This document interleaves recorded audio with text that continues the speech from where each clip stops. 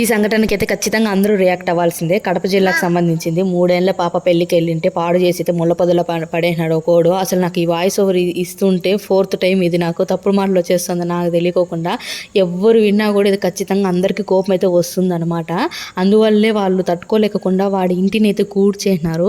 వాడి ఇంటిని కాదు వాడినే కూల్చేయాలా అసలుకి. ఇంకా ఎట్లా బతికించి పెట్టినారో అర్థం కావడం లేదు. అంత కోపం వచ్చేస్తుంది అనమాట తట్టుకోలేనట్టుగా.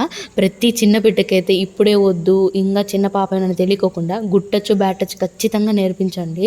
అమ్మకు వచ్చి చెప్పాలా వెంటనే అనేసి అన్నట్టు వాళ్ళకి వాళ్ళు కాపాడుకునేలాగా కరాటే అటు మంచి మంచి యాక్టివిటీలు అయితే వాళ్ళకి నేర్పించండి. వాళ్ళ సెల్ఫ్ వాళ్ళే కాపాడుకోగలరు కదా, వాళ్ళని వాళ్ళే రక్షించుకోగలరు ఏ టైంలో ఉన్నా కూడా.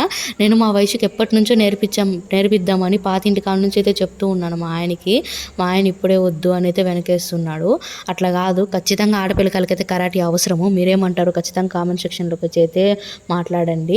అన్నట్టు మా వయసుకి మొన్న కూడా మా ఆయనకి మళ్ళీ కరాటే నేర్పిద్దామని చెప్తే, ఇప్పుడు రాత్రిలో నీ కూతురు కుంఫు ఆడేది సరిపోలేదా నీతో, నేను కొట్టించుకోలేను, నాకు ఓపిక లేదు, కరాటే నేర్పిస్తే ఇంకా తుక్కు రేపుతుంది ఇద్దరిని అని అయితే అన్నాడు. నిజంగానే వయసు నిద్రపోతూ ఏం కొడతాదంటే ఏందేందో కలగంటూ కొడతా ఉంటుంది.